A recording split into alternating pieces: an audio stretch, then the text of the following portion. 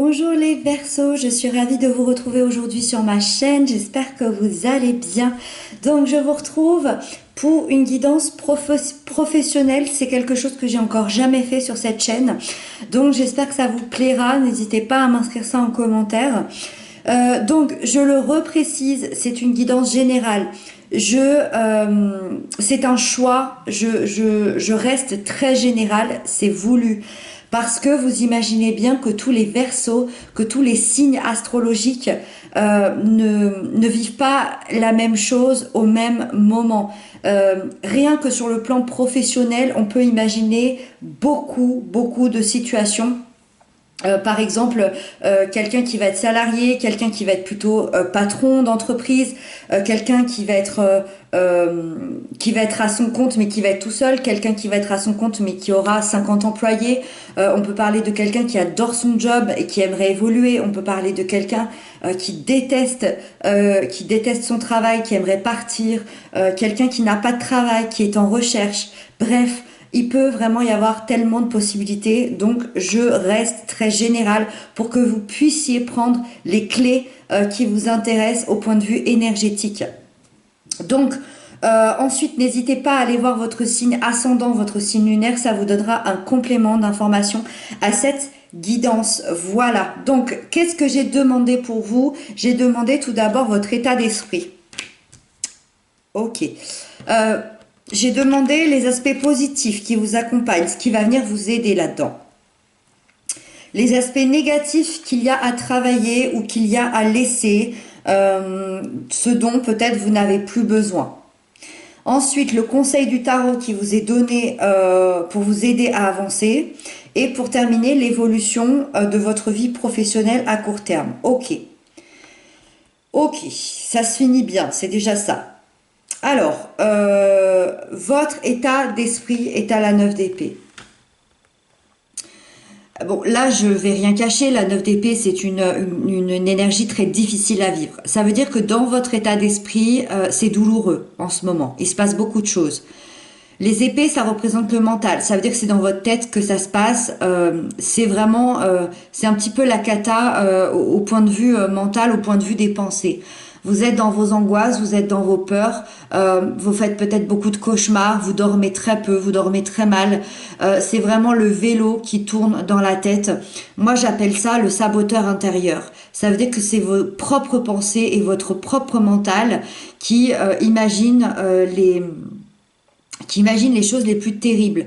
Par exemple, je pense à quelqu'un qui a je sais pas, qui a 3 enfants à la maison, votre boulot vous permet de tous vous nourrir et votre mental va imaginer que vous perdez votre boulot du jour au lendemain. Donc ce serait complètement une catastrophe et ça mettrait une famille à la rue. C'est un peu ce genre-là ici.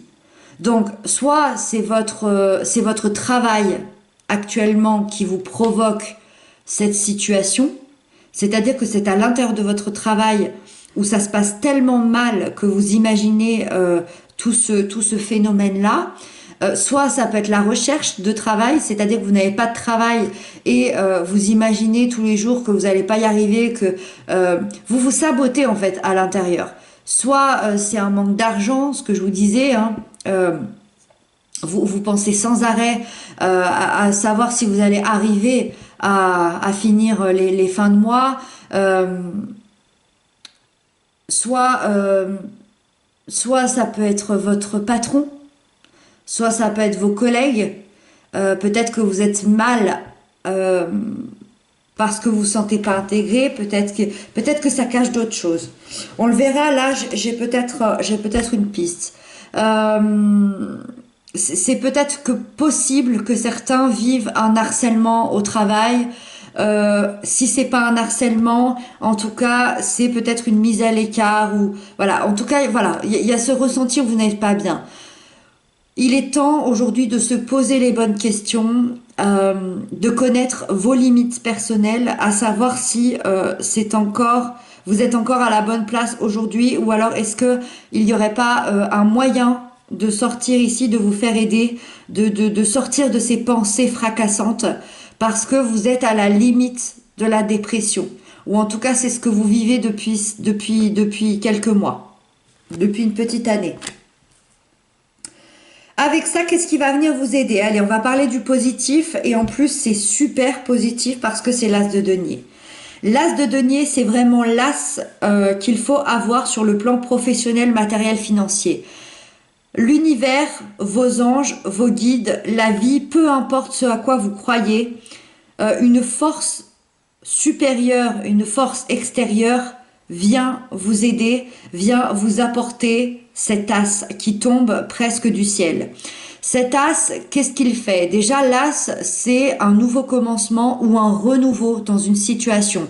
Donc, c'est-à-dire vraiment, on efface sur l'ardoise et on recommence quelque chose ou on commence quelque chose.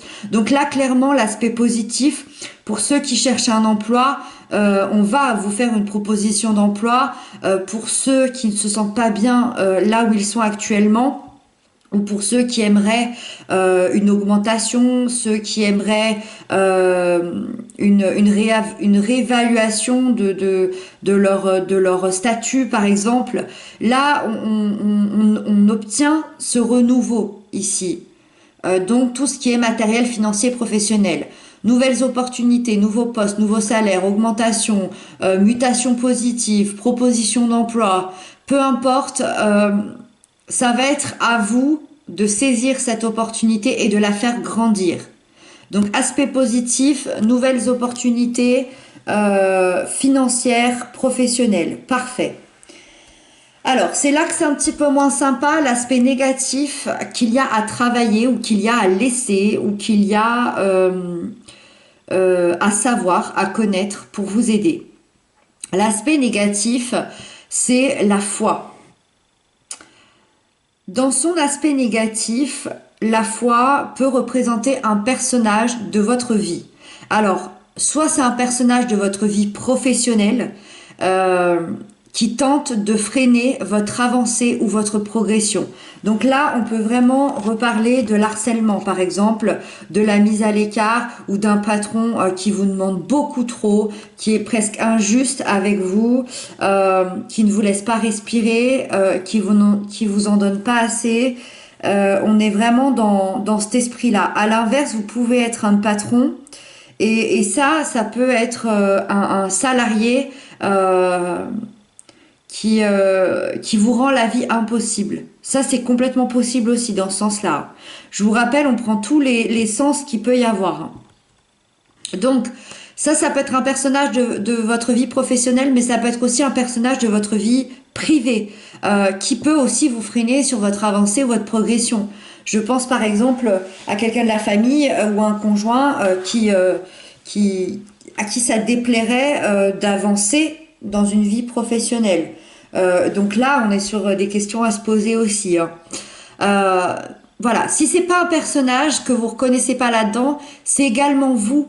C'est vous ce personnage-là. Vous êtes votre propre saboteur intérieur, c'est ce que je vous disais tout à l'heure. Vous seriez votre propre ennemi en vous sabotant vous-même. Donc attention à vos pensées, attention à vous, attention à ce que vous créez dans la vie. D'accord?